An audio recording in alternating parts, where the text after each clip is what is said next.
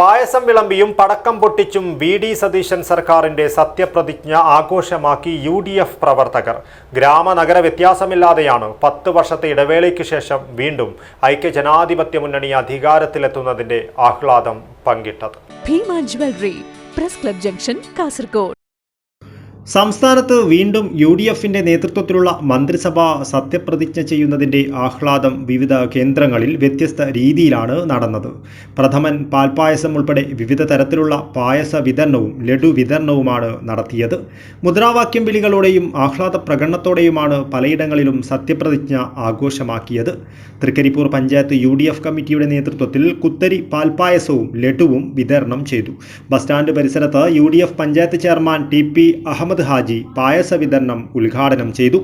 Block Congress president KV Vijayan, മണ്ഡലം president VM Sreedharan, UDF panchayat convener M Rajeesh Babu തുടങ്ങി നിരവധി നേതാക്കൾ നേതൃത്വം നൽകി. തൃക്കരിപ്പൂർ പഞ്ചായത്ത് 11-ാം വാർഡ് UDF കമ്മിറ്റിയുടെ നേതൃത്വത്തിൽ തങ്കയം മഹിളാ സമാജം പരിസരത്ത് പ്രഥമൻ വിതരണം നടത്തി. Panchayat vice president M Rajeesh Babu ഉദ്ഘാടനം ചെയ്തു. ഗ്രാമപഞ്ചായത്ത് അംഗങ്ങളായ TS Najeeb, KU Ramadas, M Sunitha, മണ്ഡലം Congress president VM Sreedharan, Nooruddin Kakkunnam, C Nasar, TK Ajith എന്നിവർ നേതൃത്വം നൽകി.